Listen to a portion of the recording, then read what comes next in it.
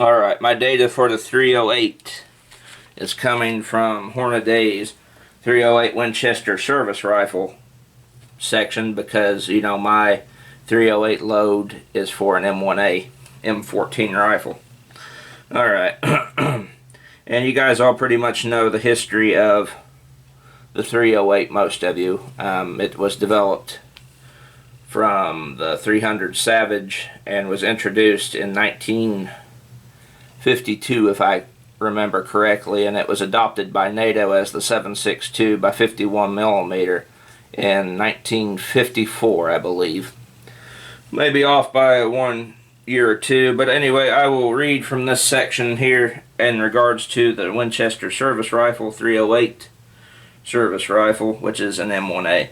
The M1A M14 is one of the best known of all service rifles. The rifle was made popular by Springfield Armory Incorporated by converting the M14 receiver to semi-automatic fire only and providing a very high-quality firearm with all the tricks for accurizing used by the military service rifle teams. See, the M1A's popularity has declined recently because of the growing popularity of the AR-15, but still is a rifle which, in the hands of an experienced shooter with good ammunition, provides excellent performance and has to be considered the long-range service rifle of choice. Alright, that is what the Hornaday book said. Now what I am running is a 168 grain ELD bullet. Now at the time of the publication of this book, the ELD did not exist, but the AMAX did. And we still have some AMAXs, but I've given them to my dad because his 30-06 Remington 700 CDL prefers them to the ELDs. So I adopted the ELDs in his place because they shoot better. The AMAXs shoot better in his 30-06, but the ELDs they have potential in my M1A. But for the AMAX, you know, everything between the ELD and AMAX is the same in terms of the weight. I mean, there's some things to the actual physical ELD bullet that are different. But we are running the same load that we ran for the AMAX, and that is 42 grains of Varget.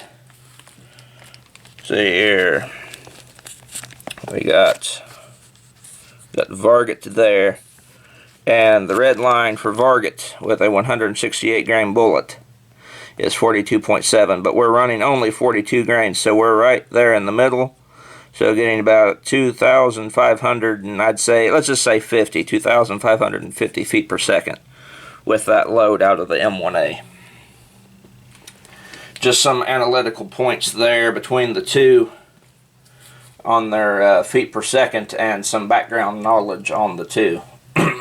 Alright, I'm going to talk about these a little bit more in detail again.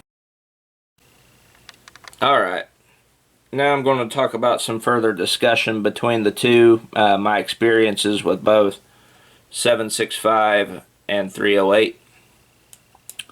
As you guys have known, especially those of you who have been on the channel for a few years now, or have watched me for any great length of time, you guys know that I have shot both of these pretty heavy. 7.65, as I said earlier, I started out on because we have a ton of surplus ammo for it, and then I got into 308, and 308's more common, and I really bought my M1A at a good time back in 2015 because they had that ZQI ammo and I could buy a lot of it real cheap. So I've had a lot of experience throughout the years with both of these two cartridges. In my opinion, I think they're two of the best. 7.65 is a little bit harder to come by, but I do believe, well, in fact, I'll take that back. I know that Privy Partisan in Serbia sells 7.65 by 53, and you can still get store-bought 7.65 by 53. They're the only ones I know of right now, because I haven't really, you know, I have tons of surplus ammo to shoot through, and I've got brass to reload. I really don't need to look for store-bought 7.65, but Privy Partisan is one that I am 100% certain, and you know, and am affirmative that still sells 7.65 by 53. 308, as you all know, is a whole lot more common, and you can buy it from pretty much anybody and anywhere. Reloading components for them, like I said, you know, preview partition for 7.65 by 53, unless it's burred and primed, but I don't think it would be. You could get brass from them. And they do sell, here, I'll move these out of the way, set these back here. Here's some of the bullets. See, this is Sierra 303 caliber, 311 diameter, and then these are Hornaday Interlock 150 grain soft point 303 caliber, 312 diameter.